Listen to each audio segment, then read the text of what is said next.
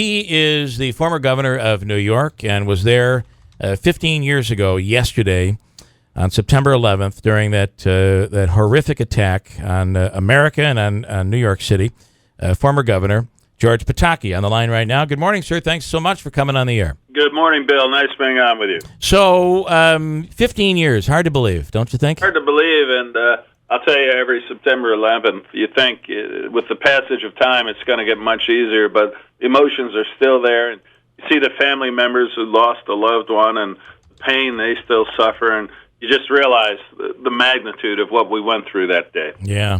And how important it was. I mean, when you're placed in that position, where all of our talk right now is about the presidency and how someone will be able to act in those very crucial moments. But you were there, the leader of New York, and how important it was, not just for New York City, New York State, but America, for leadership, like a leader like yourself, to be able to stand up and show strength and move forward. That's a big moment, and a big moment for you. Well, thank you. It was obviously the most momentous day, certainly in my life and probably in much of American history yet.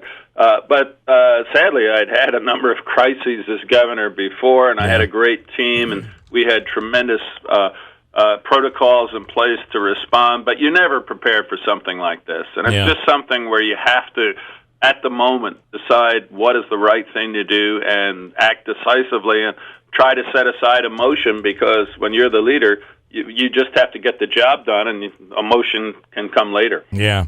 And what about 15 years later? You hear stories of not just the survivors' families who suffer, and those, of course, that lost someone on that day, but the survivors themselves suffering in many cases from health issues. It's very true. Members of my team are suffering from lung issues and other issues who spent a great deal of time down at Ground Zero. And that's why I was proud to sign legislation when I was governor to provide health benefits to those who we would aid who were down there. And that's why I think the Zadroga bill and its continuance is very important. The people responded without regard to their health because they knew it was not just a New York crisis, it was an American crisis. And we had to stand tall and show the world that terrorism wasn't going to cause us to bow or to give up our way of life. And now it's our turn to stand with them, and to the extent I can help make sure that type of appropriate legislation is passed, I will do that. Governor, I just wanted to mention that current New York Governor Andrew Cuomo, I believe, just signed today or yesterday a bill that extends the deadline for those who were injured in the rescue, recovery, and cleanup at Ground Zero, the World Trade Center disability law. They now have 3 more years to file if they have suffered health impacts that have prevented them from working from that. So I just wanted to note that as well. Is that the same, or is that a different bill? No, we signed that legislation, and it has been extended, and I think that's the right thing to do. And one of the touching moments for me yesterday is there were 2 firefighters in uniform in wheelchairs who had suffered health benefits after September 11th, and they gave me a hug and said how important the legislation that I had signed had been to their lives, and their wives were there as well. And it was an emotional day, as it always is, but for all the sense of loss, I'm also very proud of Lower Manhattan and Ground Zero now, and I hope that people from Utica and the Mohawk Valley have a chance to get down there, because it is truly, truly a very moving tribute. Do you? Is there something that sticks out for you during the whole terrible experience at that time? Yeah, what sticks out to me is the way in which everybody responded. Yeah. Sure, when the towers came down, people fled from the rubble. But as soon as that stopped, and while the fires were burning and the air was so thick you could barely make your way through it, New Yorkers turned around and were going to that site to try to help rescue people, to try to help with the recovery. And for all the pride that I think, whether it's President Bush, Mayor Giuliani, or myself can feel about how we responded that day, it's the way that New Yorkers from every walk of life responded, not just that day, but, 3 months later, people still on the pile, breathing in those toxic fumes, trying to dig through the rubble. Yeah. But that's what stands out to me and will always be a source of inspiration. And I remember your image there and the mayor's image, how important that was, and and President Bush, no matter where you were in politics, it was an incredible moment for America as we all stood together as Americans and not Democrats and Republicans. That to me is the greatest disappointment. I'm proud of what we've accomplished down there with the memorial and the Freedom Tower and the rebuilding of Lower Manhattan, but I'm horribly disappointed in the loss of the sense that we're all in this together and we're all Americans, that you could feel in everybody, literally for months after September 11th. We weren't Republicans or Democrats, black or white, young or old, northern, southern. We were Americans. And we had been attacked together. We were going to stand together, and we were going to get through this together. And now, 15 years later, somebody disagrees with you, and all of a sudden it's not that you have an honest disagreement. One person's a good person, and the other's a bad person. And Lincoln said it, over 150 years ago, a house divided against itself cannot stand. We have got to come together, find common ground, and understand that the future of America is all of our future. It's not just some of ours. As long as we're talking a little politics, you were quite strong against Donald Trump earlier in the year.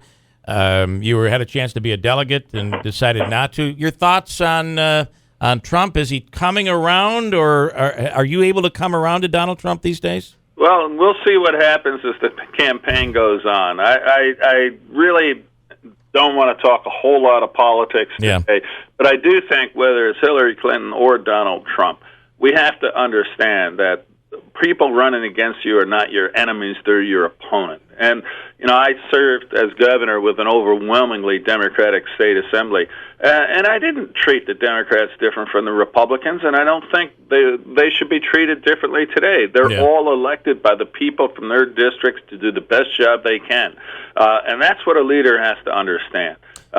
Yes, politics matters. Yes, you want to win the elections, but once they're over, you have to put that aside and govern on behalf of the people and not a political party. And I hope that both candidates are able to achieve a little more of that sense as we go forward. When you won and you beat then Governor Mario Cuomo, that was a revolution of sorts politically. I mean, no one thought it could ever happen, but it did.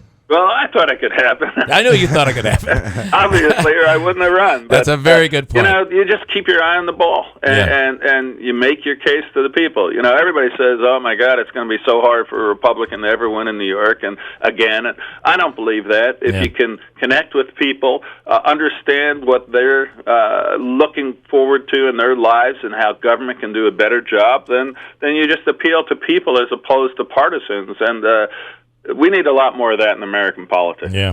If nothing more, though, yesterday reminded us of that, right? That's right. And I'll tell you, one of the moving images to me was when President Bush came 3 days later, and we landed in the heliport on the east side of Manhattan. We had to drive across Manhattan to Ground Zero, which is on the west side, and the streets were lined with people from every single ethnicity, every race, every walk of life.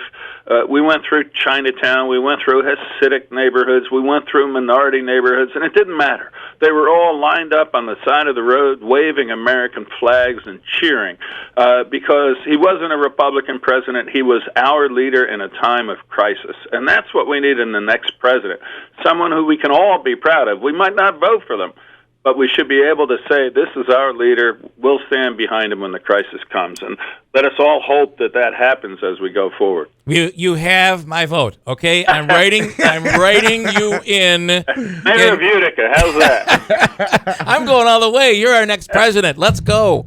George Pataki, Governor, we thank you so much for taking the time. And yesterday is a moment that we all reflect and to really bring it around to the point where we need to be Americans first again, I think is eloquent, and we really appreciate you driving that point home. Thanks so much. Nice being on with you. Take care. Governor George Pataki.